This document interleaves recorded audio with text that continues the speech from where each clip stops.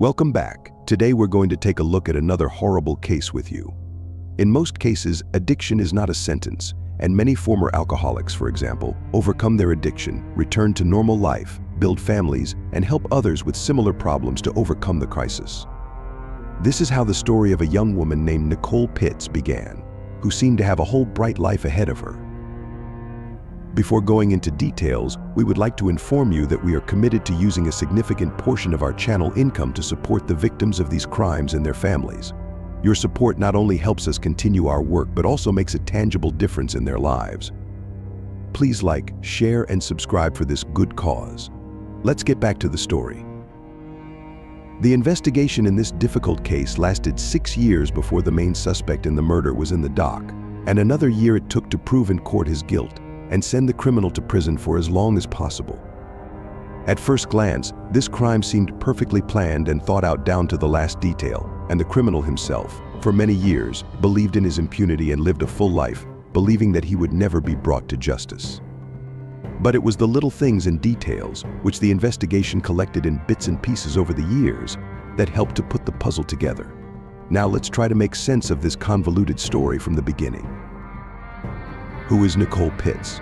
Nicole Pitts was born in King County, Washington, on February 26, 1973. She was the only child of her parents, whose marriage broke up when the girl was still in school. In high school, Nicole grew up an active and sociable child. She played sports and was considered a real charmer. She always had a lot of friends and loved trips out of town to the countryside. The favorite place of rest for the girl was Lake Sammamish, located east of Seattle, where she went every year during the summer vacations. After graduating from high school, the girl went to Western Washington College, where she studied public relations. In parallel, Nicole continued to actively participate in sports, was in excellent physical shape, and decided to turn her hobby into a source of profit. She got a job as a trainer at a local sports club, where she quickly gained the respect of her colleagues and also gained regular clients who willingly attended group classes where Nicole was an instructor. In parallel, Pitts decided to get a higher education in the field of management and got a job in a large mobile communications company. Outwardly, she was always friendly, sociable, and ready to help at any moment. But almost no one even guessed how much pain and misery was hidden behind a screen of apparent well-being. Harmful addiction as a teenager, Nicole experienced a serious crisis when her parents divorced. For her fragile and unformed psyche, it was a great shock. Her rebellious character and bad company led Nicole to begin hiding from problems by turning to alcohol. All this resulted in a serious addiction that lasted several years and thoroughly undermined Nicole's physical and mental health. At that time, Nicole's mother, Gail, worked as a stewardess and was almost constantly absent from home due to her busy work schedule. She did not notice in time that something was wrong with her only daughter. The girl lived with an elderly grandmother, who also did not immediately realize that her granddaughter was regularly consuming alcohol. When the truth was revealed, alcohol addiction had already done irreparable damage. Nicole was helped to cope with the problem by her mother, Gail, with whom she had always been very close. Despite everything, she not only sent her daughter to therapy but also attended AA meetings with her, helping her to open up and overcome her cravings for alcohol. By then, Gail had remarried, and her new boyfriend, Rod, was sympathetic. He supported her stepdaughter in every way possible, loved her like his own daughter, and believed that she could overcome her addiction. Nicole approached therapy responsibly, did not miss a single meeting, and quickly enough was able to overcome her addiction. However, as I mentioned, alcohol took a toll on Nicole's health. She developed serious problems with her pancreas, so much so that she had to undergo surgery. But the worst thing was that alcohol abuse at such a young age had violated her reproductive functions, leaving her unable to have children. In the mid-years, when Nicole overcame her addiction and returned to a sober life, she met her future spouse, whose name was David. At that time, she had just started a job at a sports club, and David was a regular visitor, a tall, handsome young man who carefully watched himself and never missed a training session. He immediately liked Nicole, and in turn, she also paid attention to the attractive coach and began to show interest in him. True, David was 4 years younger than Nicole, but the age difference did not embarrass them. Soon, a romantic relationship began between them, which lasted almost 8 years. Only in 2002 did the couple marry.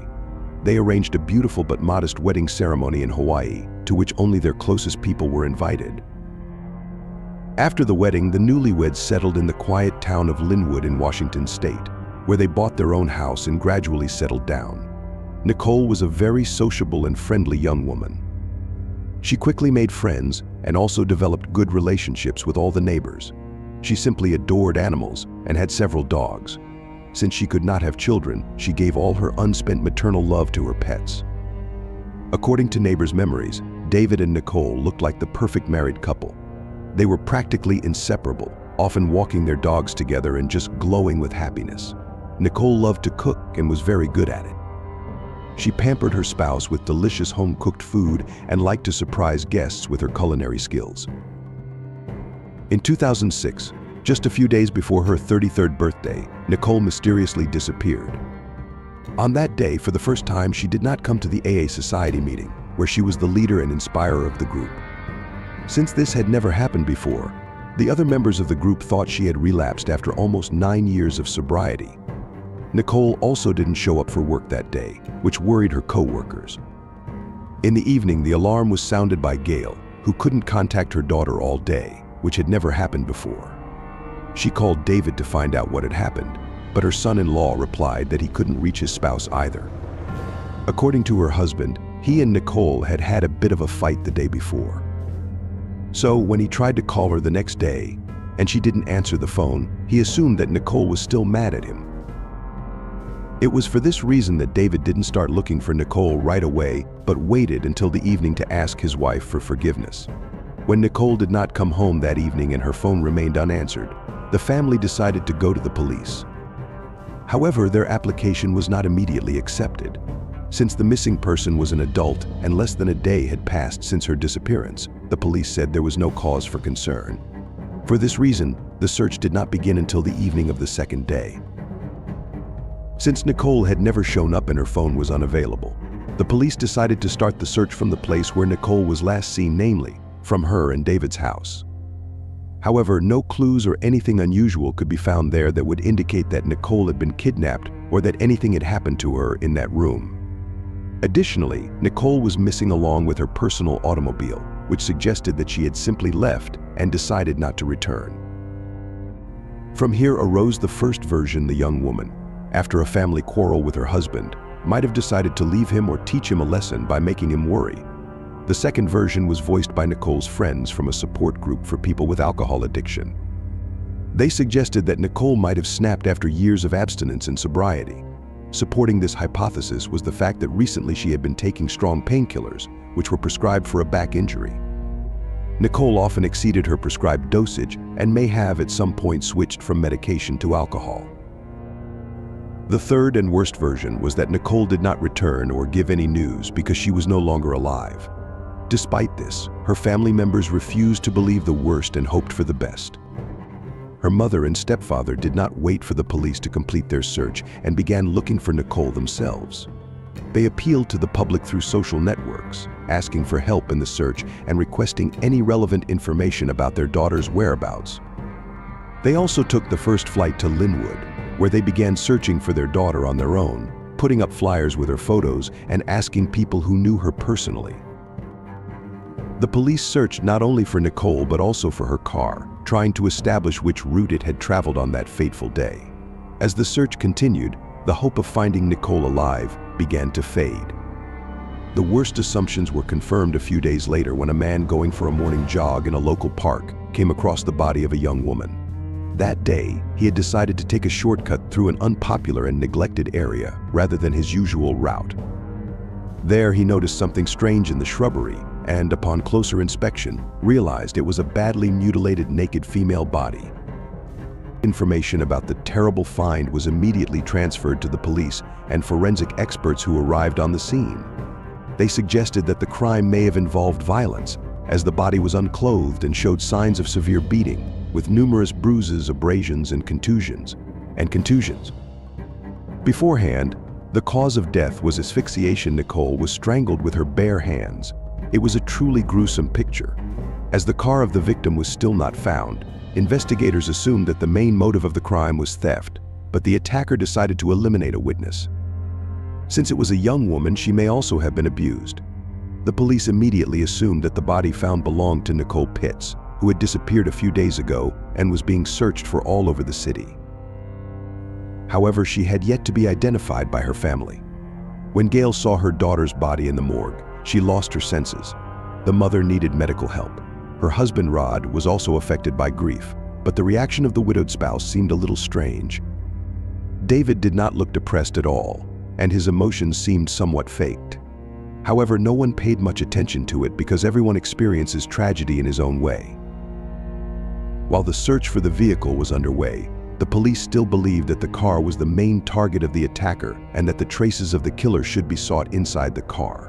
Information about the missing car was placed in the media, with a request to anyone who saw the car to immediately report it to the hotline. The car was found only a couple of weeks later in one of the parking lots on the outskirts of the city. The unremarkable gray Volkswagen Polo was noticed by the guard on duty because the car had not been taken away for a long time, but the guard had no idea that it was involved in a murder case. The police immediately took the car for detailed examination and necessary expertise. It was assumed that it was here that they would be able to find evidence and important clues that would help to trace the criminal, as well as to restore the picture of the crime. However, the investigators were completely disappointed. The car could not be found exactly. There was no blood, traces of struggle, or signs that the car owner had been taken somewhere by force. In the cabin, there were fingerprints and traces of DNA only from Nicole herself, as well as her husband, who also occasionally used the vehicle. Nevertheless, the investigators were not in a hurry to return the car to David because they felt that the evidence was there, it just did not lie on the surface. The irrefutable fact remained that the young woman was killed with particular cruelty, but the motive of the crime was completely unclear. The hijacking version now seemed untenable because the car was abandoned almost immediately on the other side of the city, and there were no signs of struggle inside it. The second obvious motive was violence, but this assumption was not confirmed. Experts found that the deceased, at least a day before the crime, had no sexual contacts, neither voluntary nor forced. But in this case, the question remained open as to why she had no clothes on. The third version was some personal motive or acute unpleasant feelings of the perpetrator towards the victim. In favor of this assumption spoke numerous injuries inflicted, as if in a fit of rage. However, the kind and sociable Nicole, eager to help everyone around her, had no enemies or ill-wishers. This difficult case had all chances to remain unsolved because, after almost a year, the investigation had no new leads or directions for the search for the criminal. No one saw the code and who abandoned the car in the parking lot because the place itself was not crowded and there were no surveillance cameras in the area. But what was strange was that the person driving the car was much taller and larger than the victim, as evidenced by the position of the driver's seat. Suspicious was also the fact that the case was assigned the status of secrecy, and information about the course of the investigation, as well as about new facts and found evidence, was not disclosed even to the relatives of the victim, that is, the mother, stepfather, and husband. In fact, they were in the dark. They received only fragmentary information, for example, that Nicole's bank card was used at a certain gas station in the country after her disappearance. The police requested the footage from the video cameras there, but what they saw on them remained a mystery.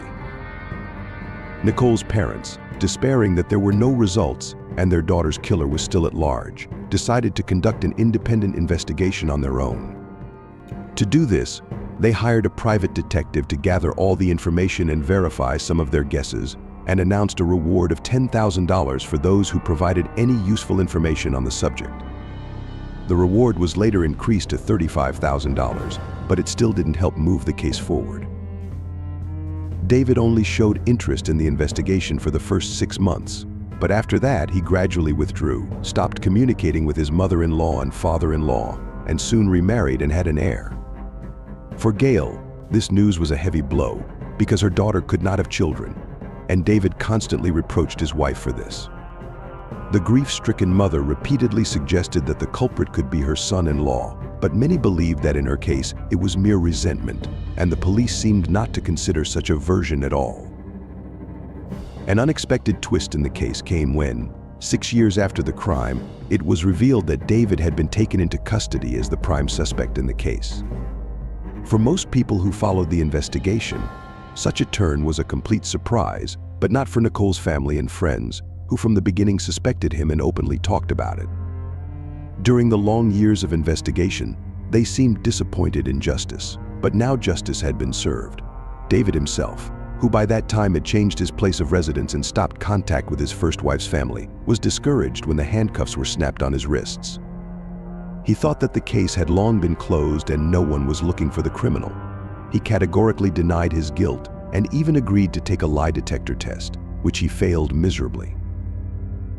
As it turned out, the police also, from the beginning, suspected David but had no hard evidence proving his guilt. They did not want to scare the criminal and make him hide, so all these years, the investigators were busy collecting pieces of evidence to ensure that the culprit received deserved punishment. David himself probably thought he had committed the perfect crime and that no one would ever get on his trail. However, the crime had a number of oddities, each of which had to be checked. Let's start, perhaps, with the surveillance footage at the same gas station where someone paid with a card of the dead Nicole. The footage clearly showed that the card was used by a man who looked very much like David. But it was impossible to identify him clearly because of the presence of a headdress and dark glasses.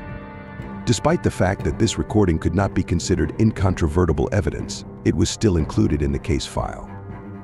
The second oddity was the absence of Nicole's wedding ring, without which she never left the house.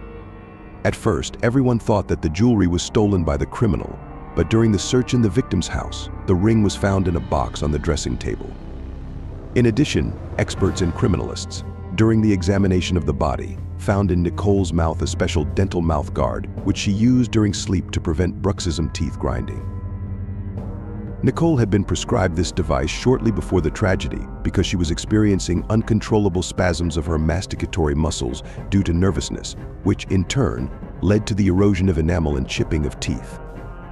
This finding led the investigation to believe that the victim had been killed in her own bed while she was still asleep.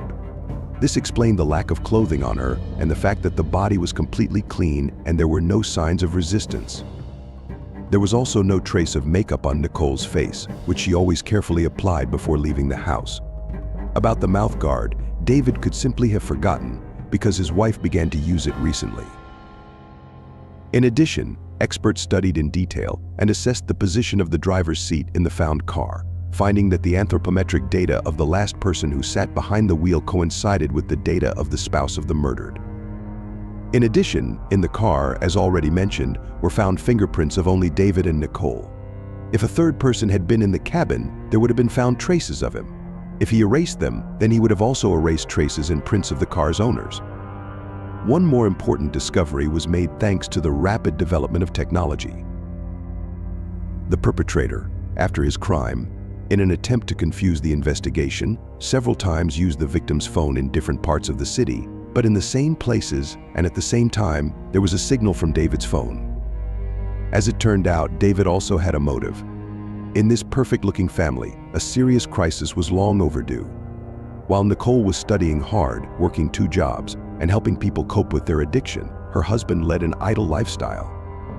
He never held down a job for long, liked to spend time in bars and clubs, where he spent his wife's earnings on booze and other women. As a result, the family faced serious financial problems, which only worsened over time. Nicole tried to persuade her husband to change his ways, to give up partying, and start attending AA meetings where he would get help to cope with his addiction. But in response, David only laughed, calling his wife terribly boring and complex. It also turned out that David not only systematically cheated on his wife with various random mistresses, but also repeatedly offered her to join them. Nicole always responded with an emphatic refusal, and once, her husband tried to get her drunk to force her to do it. Gail knew about all the horrors that were going on in her daughter's family and tried to convince her to leave her husband, but she did not want to do it because she loved him and hoped that David would change. After Nicole's mysterious death, her husband rushed to get a large insurance payment and immediately started a new affair. As it turned out, a few months before the tragedy, David, who had not been faithful before, had an affair with a girl named Jane. He spent time with her in bars and clubs while his wife was busy working or studying. Shortly before Nicole's birthday, he brought his mistress straight home, where they were caught by the suddenly returned Nicole. It was this circumstance that became the cause of that very family quarrel. Nicole told her mother about the incident, with whom she was very close, and a couple of days later she mysteriously disappeared. Since Gail was aware of everything that was going on, she suspected her son-in-law from the beginning. However, the police insisted that the evidence gathered was too little to send the suspect to jail. Then, the case was classified, and the family stopped receiving any information about the investigation. Over the years, the parents lost all hope that the culprit would be punished. By the way, when David received an impressive insurance payout after his wife's death, he spent that money with Jane. Gail suggested that David's mistress could be an accomplice or inspirer of the crime, but she was only brought in as a witness because no evidence proving her involvement was found during the investigation. David appeared before the court in September 2013, but he continued to categorically deny his involvement in the tragedy. His defense lawyers initially insisted that all the evidence against their client was circumstantial and could not unequivocally prove his guilt. When it became apparent that there were too many incriminating factors, the defense changed tactics, trying to make David look like a victim. The story of pain pills that Nicole took after her back injury was brought up, and the lawyers also tried to convince the court that Nicole snapped and started drinking alcohol again, making her husband's life unbearable. But first, such claims were baseless, and everyone who knew Nicole confirmed this. Secondly, even if she had snapped, it would not have given David any right to kill his wife, and even with such cruelty. The guilt of the defendant was eventually fully proven, and for his crime, he received the maximum possible sentence provided by the law of the state in which the case was heard. David went to prison for 18 years. However, in 2025, he can count on parole after serving 2/3 of his sentence. Thanks for watching, guys. Subscribe to the channel. There are a lot of shocking stories ahead of you.